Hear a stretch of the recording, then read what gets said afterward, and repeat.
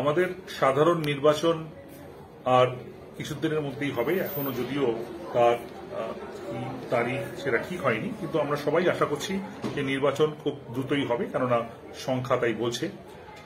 নির্বাচনে গণতান্ত্রিক প্রক্রিয়ায় কোনো একটি দল জিতবে, কোনো একটি দল হারবে, কোনো একজন ক্যান্ডিডেট জিতবেন, কোনো একজন ক্যান্ডিডেট হারবেন, সেটা নতুন কথা নয়। কিন্তু মনে রাখতে হবে এই নির্বাচনী প্রক্রিয়ায় আমাদের সবাইকে অংশ নিতে হবে। ভারতবর্ষের এই যে বিপুল জনসংখ্যা, প্রায় 140 কোটি মানুষ, তার কিন্তু আত্মকেন্দ্রে রয়েছে আমাদের গণতান্ত্রিকতা। সেই গণতান্ত্রিক প্রক্রিয়ার একেবারে সবচেয়ে ওপরে রয়েছে নির্বাচন। সুতরাং এই নির্বাচন প্রক্রিয়ায় সবাইকে অংশ নিতে হবে। দুটো কথা বলবো, যারা প্রথমবার ভোট দিচ্ছেন, যে কোনো জিনিসই প্রথমবার করাটা অত্যন্ত একদিকে আনন্দের বিষয়, আর একদিকে খানিকটা তার জন্য নানান উত্তেজনারও বিষয়।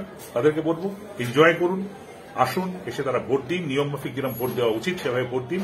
পাশাপাশি আরেকটি কথা বলবো যে আমাদের চারপাশে যখন ভোট দিতে যাই তখন তো বিভিন্ন ধরনের ভাবনা চিন্তা আমাদের প্রভাবিত করে। রাজনৈতিক ভাবনা চিন্তা হতে পারে, সামাজিক ভাবনা চিন্তা হতে পারে। আমি একটা অনুরোধ করব পরিবেশের সঙ্গে কাজ করে একজন মানুষ হিসেবে, যে দেখুন আগামী দিনে যদি পরিবেশ না বাঁচে, যদি জলবায়ু পরিবর্তন থেকে আমরা বাঁচতে না পারি, তাহলে কিন্তু পৃথিবী বাঁচবে না, কোনো রাজনৈতিক দলই বাঁচবে না, কোনো মানুষই বাঁচবে না।